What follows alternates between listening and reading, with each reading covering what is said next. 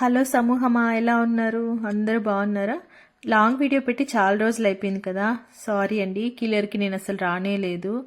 So నాకు time కూడా కుదరట్లేదు అనమాట. కొన్ని పర్సనల్ వర్క్ మీద తిరుగుతూ ఉన్నాను, వర్క్లో ఉండిపోయాను అనమాట. ఇప్పుడు నేను మా అమ్మ కిల్లర్కి వచ్చాము. మధ్యాహ్నంకి పొద్దునకి మధ్యలో వచ్చాము అనమాట. 11 అవుతుంది టైం. ఇప్పుడు మంచి ఎండలో వచ్చాము. పువ్వులన్నీ వచ్చేసాయి అనమాట. ఇంకా 2 డేస్లో కోయాలి పువ్వుల్ని. ఫస్ట్ కోత కదా, అంత ఎక్కువ ఏం రాదు. నిన్నే కొంతమంది పనులు వచ్చి క్లీన్గా మళ్ళీ వైర్ చుట్టారనమాట. ఎక్కువ రెక్కలు వచ్చేసాయి, రెమ్మలు అనేసి.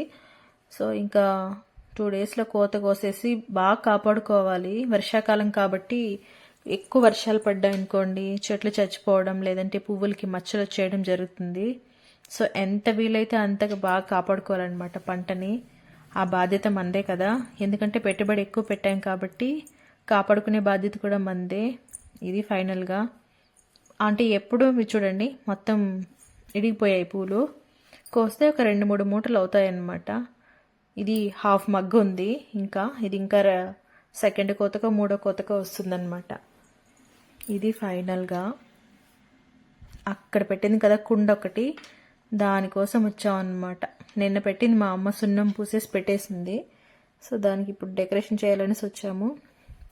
ఫస్ట్ కోసిన కోత తిరుమలకి వేస్తాడనమాట మా నాన్న. ఒక్క మూట తిరుమలకి పంపించేస్తాడు. ఎందుకంటే మా ఇంటి దేవుడు వెంకటేశ్వర స్వామి కాబట్టి పువ్వులు ఎప్పుడు పండించినా సరే ఫస్ట్ మూట తిరుమల బస్సులో వేసి పంపించేస్తాడు. కొండపైకి వెళ్ళిపోతాయి అన్నమాట పువ్వులు. అది దేవుడి దగ్గరికి చేరుతాయో దేనికి డెకరేషన్కి వాడుకుంటారో తెలీదు. మా అమ్మ ఫాస్ట్గా వెళ్ళిపోతుంది కదా, ఎందుకో చూద్దాం పదండి. మనం కూడా ఫాస్ట్గా వెళ్ళిపోతుంది. కుండని చూపించాను కదా, దానికి డెకరేషన్ చేయడానికి వెళ్తుందన్నమాట. మామూలుగా దిష్టి కుండకి ప్యాంటు షర్ట్లో వేసి పెడతారు. మా అమ్మ ఈసారి ఈ కుండతో అడ్జస్ట్ అయిపోదామనేసి ఇదే పెట్టిందనమాట. ఆ కుండ కూడా వేరే వాళ్ళు తీసుకెళ్ళిపోయింటే ఇంక అక్కడి నుంచి తీసుకొచ్చి నిన్న సున్నం బాగా పూసి తగిలిచ్చింది. ఇప్పుడు దానికి బొగ్గుతో బొట్లు పెడుతుందన్నమాట. ఒక వీర్రాజునో పోతరాజునో గీస్తుంది ఇప్పుడు మా అమ్మ, ఎందుకంటే మా పంటకి దిష్టి తగలకుండా. చూడండి, ఫాస్ట్గా పెట్టేశాను వీడియో. చుక్కలు పెడుతూ ఉంది. నార్మల్గా అయితే తీసి కింద నీట్గా పెట్టచ్చు. మా అమ్మ చాలే అనేసి అంటుందన్నమాట. పెద్ద మీసాలు గీస్తూ ఉంది. ఇది దిష్టికి అంటే నాకైతే ఎట్లా దిష్టి తగులుతుందో ఇంతవరకు అర్థం కాదు. దిష్టి అని మాత్రం తెలుసు. మీరు ఎవరికైనా తెలిస్తే కామెంట్ సెక్షన్లో చెప్పండి. అసలు దిష్టి అంటే ఏంటి, దిష్టి ఎందుకు తగులుతుంది మనుషులకైనా దేనికైనా కూడా అని. ఫైనల్గా గీసింది ఒక ఆకారం అయితే వచ్చింది. మరి ఈయన వీర్రాజా పోతరాజా వీరప్పన్న తెలీదు. మీసాలు చూస్తే పెద్దగా ఉన్నాయి.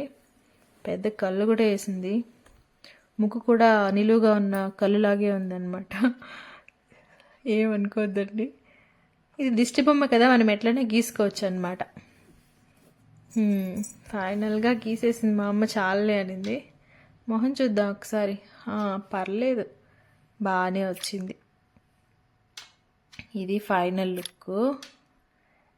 చూసారా, అయిపోయింది. సో వచ్చిన పర్పస్ అయితే ఇదన్నమాట. అందుకే ఫైనల్గా ఇది అయిపోయింది కాబట్టి మొత్తం ఈరోజు వర్క్ అయిపోయినట్టే. ఇంక ఇంటికి వెళ్ళిపోవాలి. ఇంకా ఈ జాంకాయలు ఉన్నాయి, కోసుకొని వెళ్ళాలన్నమాట. నెక్స్ట్ వీడియోలో పెడతాను ఎన్ని జామ చెట్లు ఉన్నాయనేసి. ఫైనల్గా ఈ వీడియో మీకు నచ్చినట్లయితే లైక్ చేయండి, సబ్స్క్రైబ్ చేసుకోండి.